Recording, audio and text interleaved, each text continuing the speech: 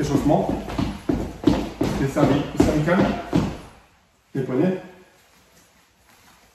les oreilles, ça sert à rien.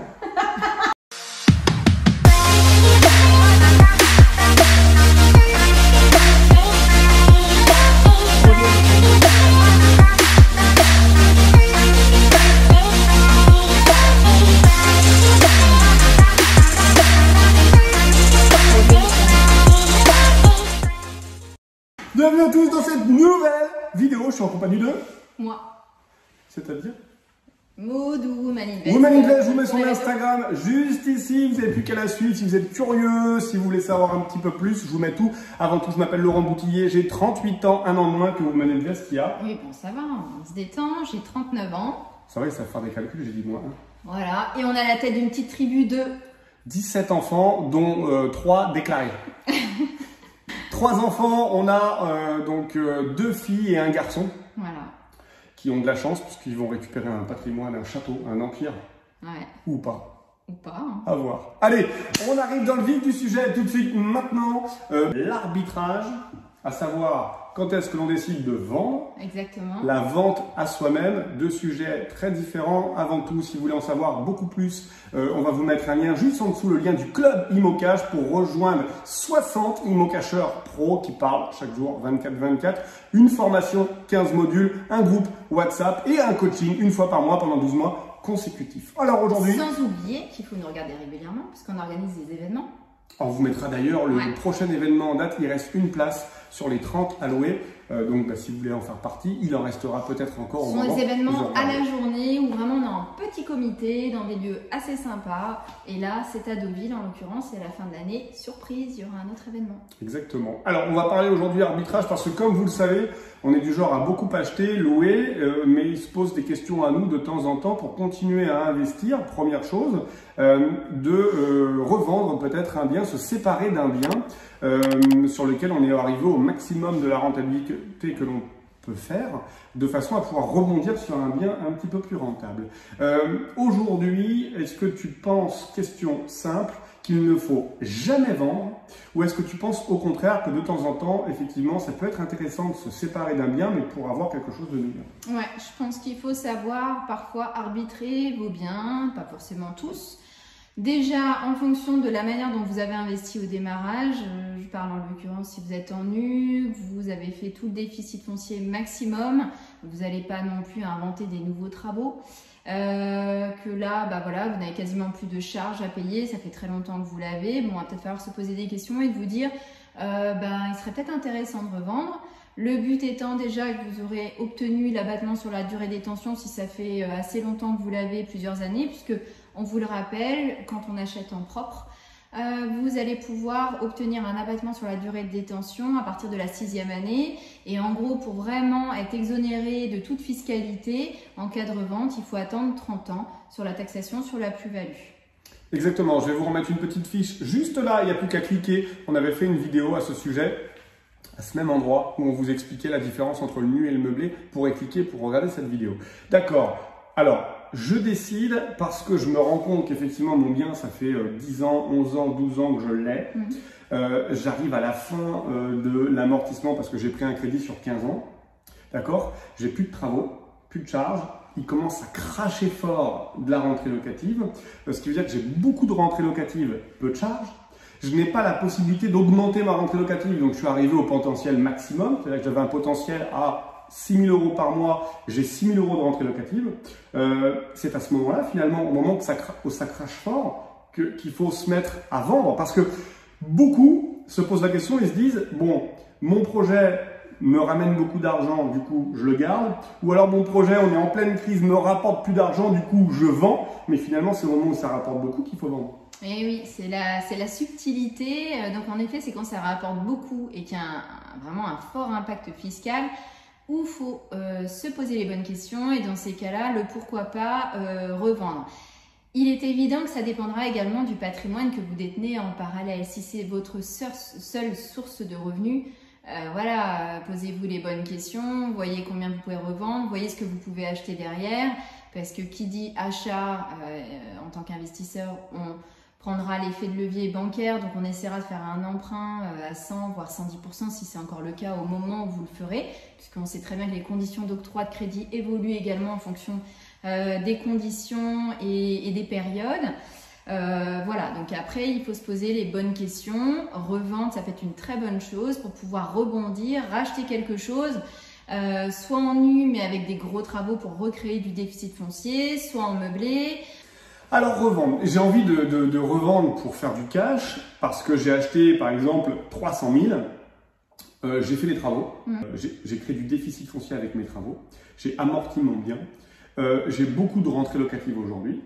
Par contre je décide de revendre mais je veux garder mon bien. Donc je l'avais dans une SCI et je veux le revendre mais en perso. Est-ce que c'est possible? Est-ce que les banques vont me suivre? Est-ce que c'est compliqué? Est-ce qu'il faut que je crée une histoire autour de ça? Et c'est plausible, ou alors la mission est complètement impossible? Alors par exemple, quand vous avez un bien en propre que vous avez acquis seul ou via un héritage ou une donation ou autre, et que vous voulez le revendre dans une structure, autrement dit par exemple une SCI, alors c'est ce qu'on appelle une revente à soi-même. Il y a des banques qui le refuseront. Maintenant, encore une fois, tout dépendra de l'histoire. Ah voilà, on y arrive. Elle est où l'histoire? Qu'est-ce qu'on va raconter? Par exemple, nous. Non, mais par exemple, nous. Par exemple, tu détiens un bien en propre. Nous, on est ensemble, oui. On sait pertinemment que c'est une reconstruction familiale avec des enfants de 2 lits différents. C'est là où c'est important. C'est pour ça que j'insiste beaucoup là-dessus. Ce que Women Invest va dire est très important.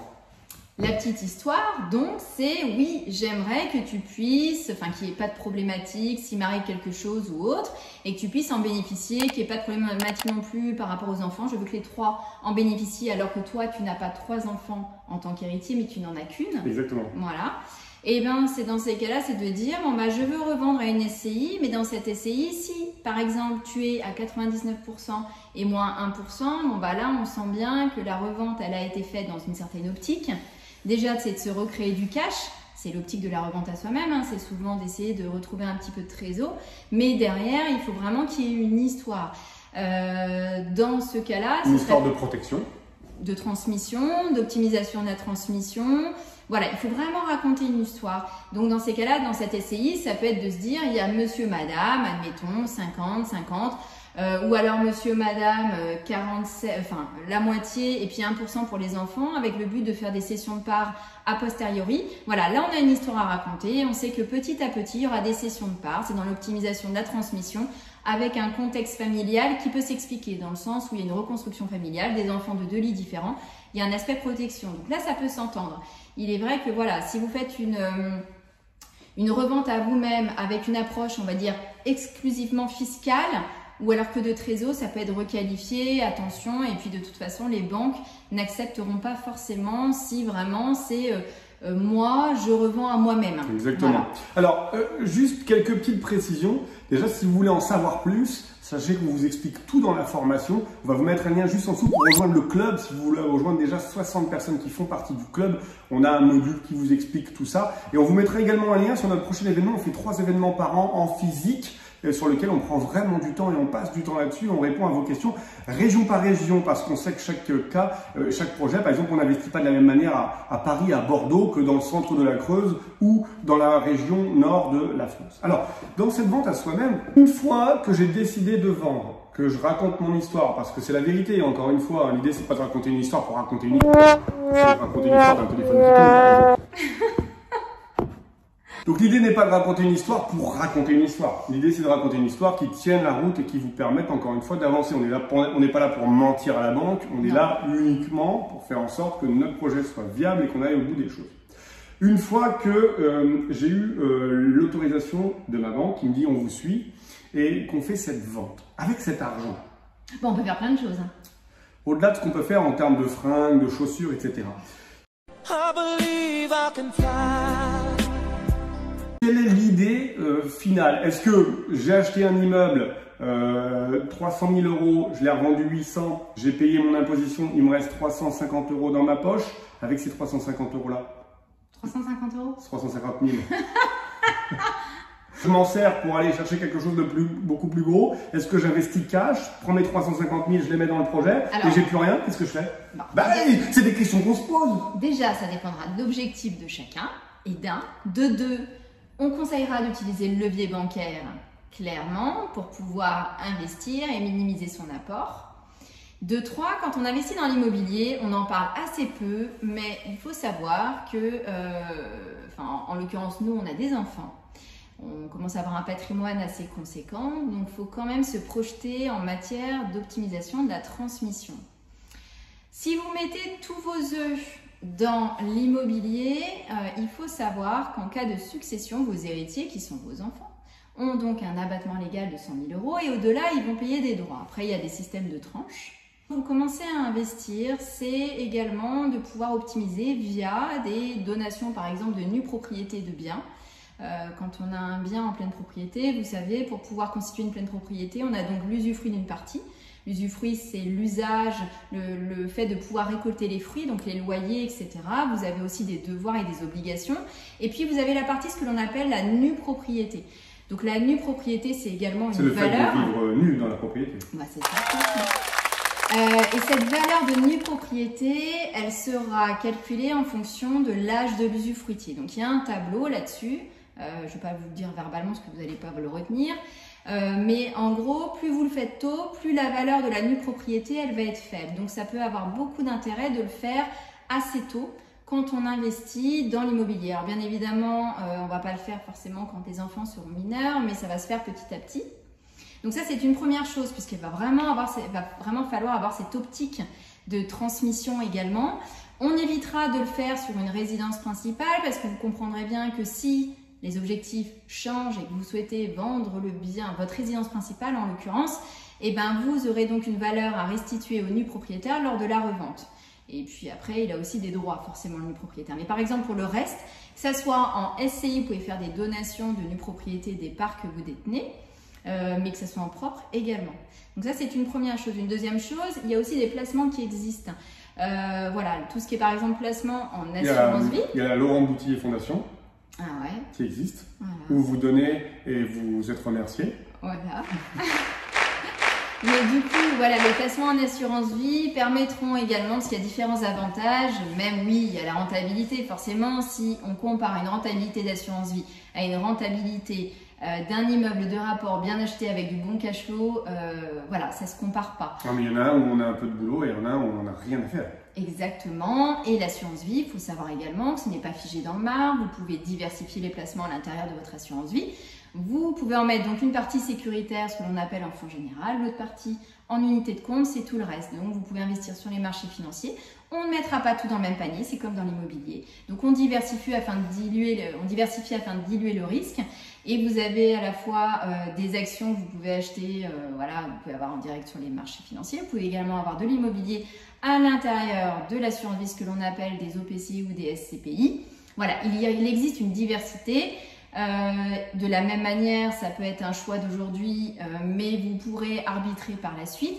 Mais en tout état de cause, cette assurance vie permettra également aux bénéficiaires, parce que quand on ouvre une assurance vie, on nomme toujours des bénéficiaires à l'intérieur, de manière à, il vous arrive quelque chose demain, cette assurance vie sera dénouée en faveur des bénéficiaires que vous aurez nommés. En l'occurrence, si on prend notre exemple, si on met les enfants, eh ben, ça leur permet d'avoir un abattement sur ce qu'ils vont percevoir jusqu'à 152 500 par bénéficiaire pour chacun de nous au niveau des assurances vie. Donc, vous avez bien compris par rapport à ce que je disais précédemment, l'héritier, si on prend notre exemple d'un enfant, a le droit à un abattement de 100 000 €, plus, grâce à l'assurance vie, 152 500 €. Ce qui permettra de l'aider également, si le patrimoine est relativement conséquent, à pouvoir payer des droits, puisque bien évidemment, même si vous optimisez dans le temps, il se peut qu'il y ait quand même des droits à payer. Alors, donc c'est un exemple. J'ai ces 350 000 €, tu me conseilles donc de prendre 350 000 € d'assurance vie, ou prendre une partie d'assurance vie et avec le reste, essayer d'aller utiliser l'effet de levier. On peut utiliser, voilà, il existera, enfin, après c'est assez compliqué de répondre comme ça, parce que ça dépend vraiment des objectifs, de la situation de chacun. Mais en gros, vous pouvez à la fois, en effet, utiliser cette somme d'argent pour pouvoir aller investir. en fonction de votre situation personnelle. C'est vrai que si vous n'avez pas beaucoup de salaire ou autre, cette assurance vie pourra aussi servir de levier en garantie et le fait de, sur un emprunt, de pouvoir nantir une partie de ce contrat pour pouvoir obtenir votre financement. Ça peut être aussi une manière de mettre un peu d'apport, parce qu'à un moment, quand on commence à avoir beaucoup de patrimoine, il y a des probabilités que la banque vous demande également de l'apport. Il faut aussi savoir jouer le jeu. On n'a rien sans rien, donc nous, c'est ce qui s'est passé. Voilà, avec le temps, on s'adapte aux situations et il faut savoir aussi l'utiliser. Alors d'ailleurs, je rebondis là-dessus, il y a beaucoup de personnes qui se disent aujourd'hui « Ah mais je ne vais pas pouvoir investir en immobilier parce que maintenant il faut de l'apport ».